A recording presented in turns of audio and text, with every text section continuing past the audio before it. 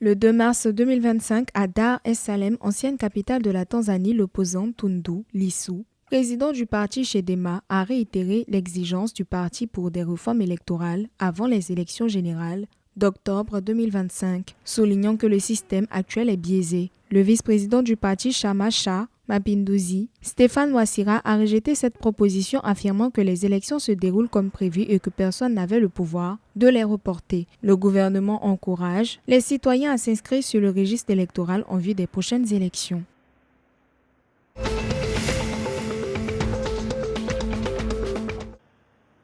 Le Qatar, l'Arabie saoudite et le Koweït ont fermement rejeté la création d'un gouvernement parallèle par les forces paramilitaires du soutien rapide au Soudan, soulignant que cette initiative menace l'unité et l'intégrité territoriale du pays. Ces pays ont réaffirmé leur soutien à la souveraineté du Soudan et ont appelé à une résolution pacifique du conflit, insistant sur l'importance de préserver l'intérêt national pour éviter la division. Le 23 février 2025, cette position a été exprimée face aux développements critiques au Soudan.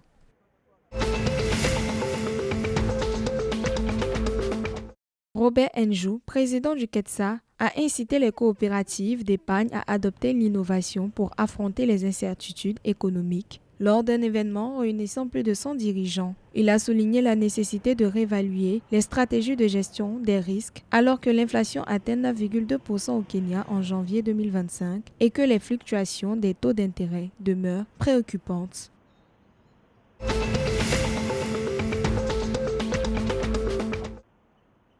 L'escalade de la violence dans l'Est de la République démocratique du Congo a forcé plus de 60 000 personnes à chercher refuge au Burundi en seulement 2 semaines, principalement des femmes et des enfants.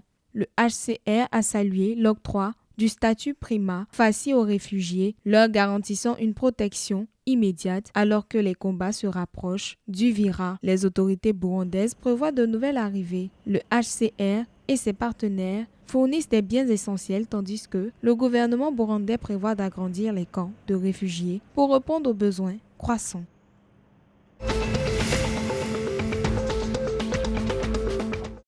Le 2 mars 2025, Tadesse Takele a remporté le marathon de Tokyo en 2h03 minutes 23 secondes, battant son propre record personnel. L'Ougandais Joshua Cheptegei, double champion olympique, a terminé 9e avec un temps de 2h05 minutes 59 secondes, peinant sur des températures élevées. Le Kenyan Kipkemwa Ngechi a complété le podium en 3e position.